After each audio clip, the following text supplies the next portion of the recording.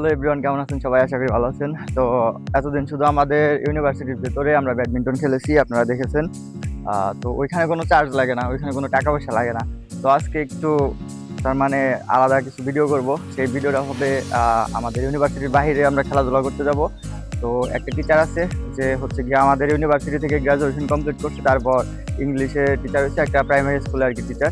তো সে আসতেছে, প্রাইভেট ট্রেনে আসতেছে তার পার্সোনাল। তো আমরা যাব। সে এখন আসে নাই, হয়তো 10 মিনিটের মতো সময় লাগবে। ভাবলাম একটা ছোট্ট ভিডিও বানিয়ে ফেলি। তো এখানে বাংলাদেশে সারা জীবন তার মানে খেলাধুলা করছি বা চায়নাতে খেলাধুলা করছি, কখনো মাঠের চার্জ দেই নাই, ফ্রিতে সব কিছু ঠিক আছে। কিন্তু আজকে যাব একটু ভিন্ন রকম মাঠে, যেখানে হচ্ছে গিয়া 50 RMB দিতে হবে 2 ঘন্টার জন্য খেলাধুলার জন্য। জাস্ট ফুল ব্যাট সব আমাদের থাকবে, শুধু ওদের মাঠের ভাড়া আর কি, মাঠ ফিস যেটাকে বলি। তো বাংলাদেশে টাকায় প্রায় 900 টাকা আসে 50 RMB।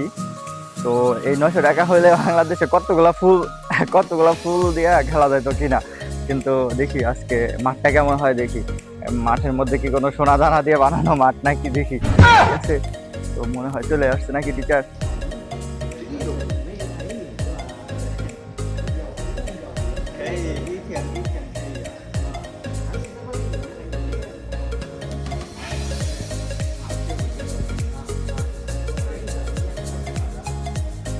এই মাত্র যে টিচারগুলোর সাথে কথা বললাম তারা হচ্ছে গিয়ে আমাদের ইউনিভার্সিটির বড় টিচার। তো তাদের সাথে কথা বলার পরপরই আমাদের সাথে যে খেলতে যাবে, যে আমাদেরকে ইনভাইট করছে, আমার আর কি ফ্রেন্ড হয়ে গেছে আর কি। তো সে চলে আসছে, তার সাথে কথা বলতেছি আর আমার ফ্রেন্ডের সাথে ইন্ট্রোডিউস করে দিলাম।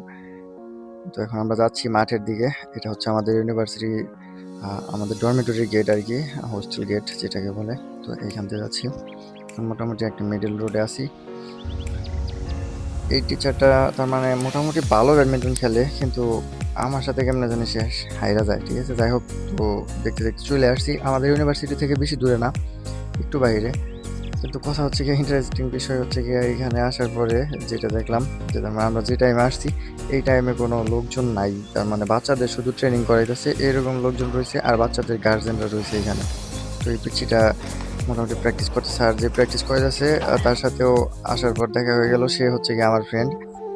সে ধরতে গেলে আমার অনেক পুরনো ফ্রেন্ড। তো ওর সাথে কথা বললাম অনেকক্ষণ, কথা বলার পরে আমরা খেলা শুরু করেছি অলরেডি। টিচারের সাথে সিঙ্গেল খেলতেছি, কারণ অন্য কারোর সাথে যে খেলবে এরকম কোনো লোক নাই এখানে। সে আসলে ভালো খেলে, কিন্তু আমার সাথে পারে না। যাই হোক, আমাদের ভার্সিটি থেকে আর কি গ্রাজুয়েশন কমপ্লিট করছে। নিহাও যে নিহাও